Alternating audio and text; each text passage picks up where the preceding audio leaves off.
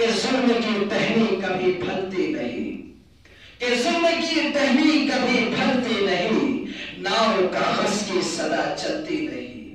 چنانچہ تقریباً 200 سال کی جد و جہد کے بعد بے شمار علماء کرام کی قربانیوں اور ہندو مسلم اتحاد و اتفاق کے نتیجے میں بھارت کا وقت بیدار ہوا اور 15 اگست 1947 کو آزادی کا پرچم ہر سو لہرایا جانے لگا۔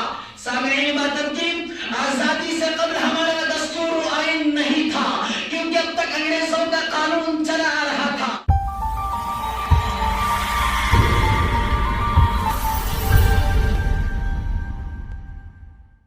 اولاً تو ہم بارگاہ خداوندی میں ہدیہ تشکر امتنان پیش کرتے ہیں کہ اس نے ہمارے اس غلام ملک کو ظلم و جبر کے پنجے سے چھٹکارا دے کر آزادی کی عظیم نعمت ہمیں عطا فرمائی۔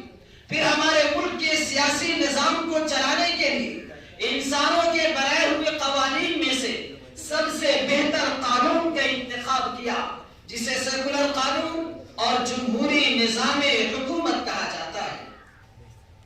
مزید یہ کہ ہم سبوں کو جشن جمہوریہ کے لیے اور اپنے بے شمار مجاہدین آزادی کے تذکرہ خیر کے لیے کچھ لمحہ مدرسہ حاضر کے وسیع و عریض حال میں مل بیٹھنے کی توفیق عطا فرمائی۔ ہمارے اس پروگرام میں شریک ہونے والے تمام مہمانان کرام کا اپنی جانب سے، اپنے اساتذہ کرام اور اپنے تمام ساتھیوں کی جانب سے استقبال کرتے ہیں اور انہیں خیر مقدم کرتے ہیں۔ جناب صدر المدرسین صاحب، معزز اساتذہ کرام، مہمانان اعظام اور سامعین اعظام، آزاد ہندوستان کی تاریخ میں 2 دن بہت ہی اہمیت کے حامل ہیں۔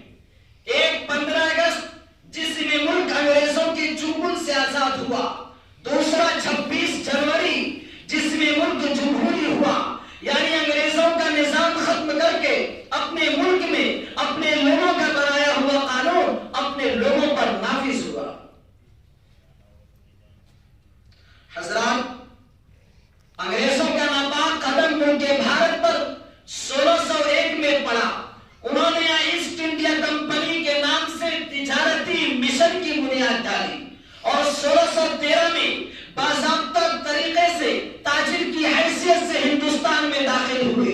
جب یہاں اپنی جڑیں مضبوط کرنی تو رفتہ رفتہ یہاں کے سیاہ و سفید کے مالک بن بیٹھے، باشندگان ہند پر ظلم استبداد کے پہاڑ توڑنے لگے، ہمارے خون کو پسینے سے بھی ارزاں اور سستا سمجھنے لگے۔ الغرض انگریزوں نے سونے کی چڑیا بولے جانے والا بھارت کو ظلم و بربریت کا امجگاہ بنا دیا۔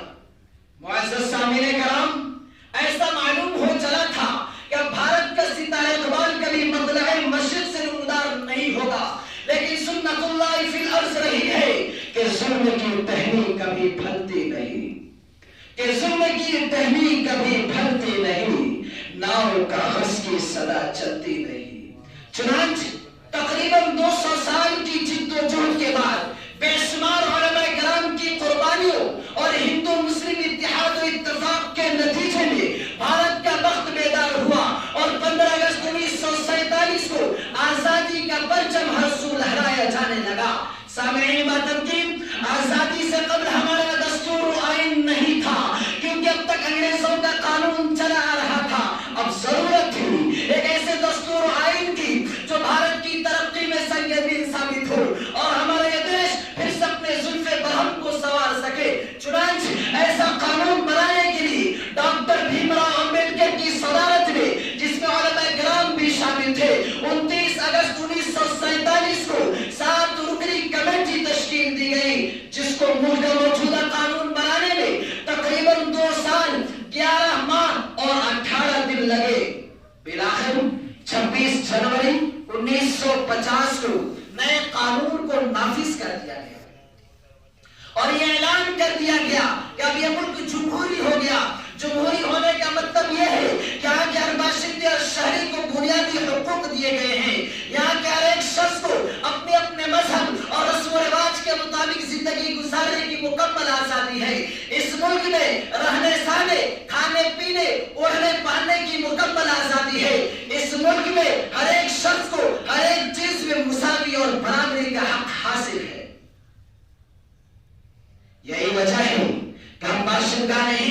26 جنوری کو قومی تہوار کی شکل میں جشن جمہوریت مناتے ہیں اور بلا تفریق مذہب و ملت ایک جگہ اکٹھا ہو کر اپنے عظیم رہنماؤں کی تیار کردہ دستور و آئین کی پاسداری کا ثبوت فراہم کرتے ہیں۔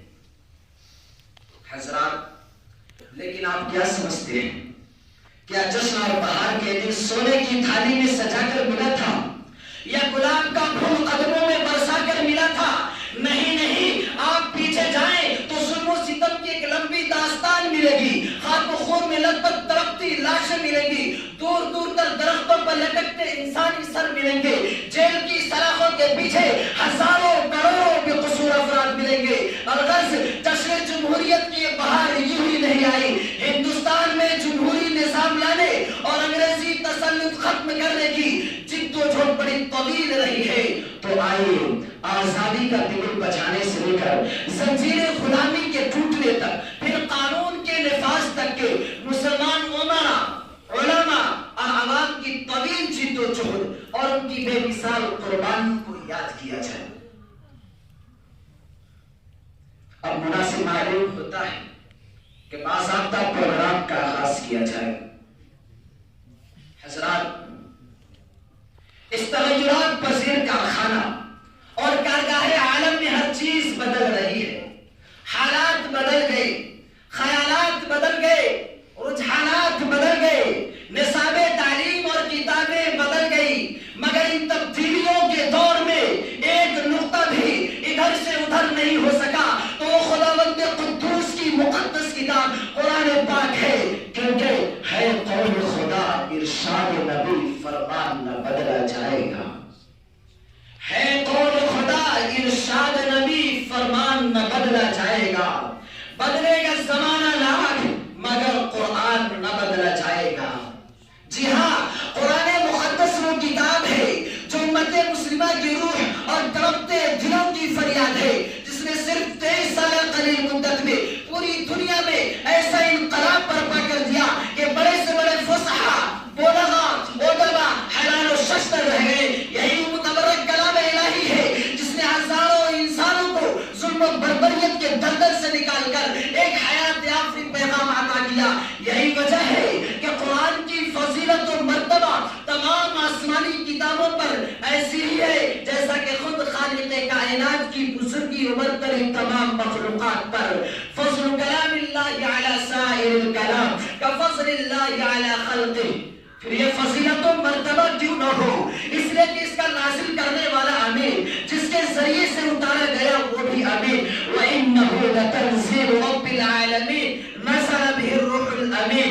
جس مقدس ہستی پر قرآن مجید کا نزول ہوا وہ امین، جس مقدس مقام پر قرآن مجید کا نزول ہوا وہ بلد امین۔ وَالتِّينِ وَالزَّيْتُونِ وَطُورِ سِينِينَ وَهَذَا الْبَلَدِ الْأَمِينِ۔ جس مہینے کے اندر قرآن مجید کا نزول ہوا وہ مہینہ تمام مہینوں سے افضل، شہر رمضان الذی انزل فیہ القرآن۔ میرے دوستو، جس مہینے کے اندر، جس رات کے اندر قرآن مجید کا نزول ہوا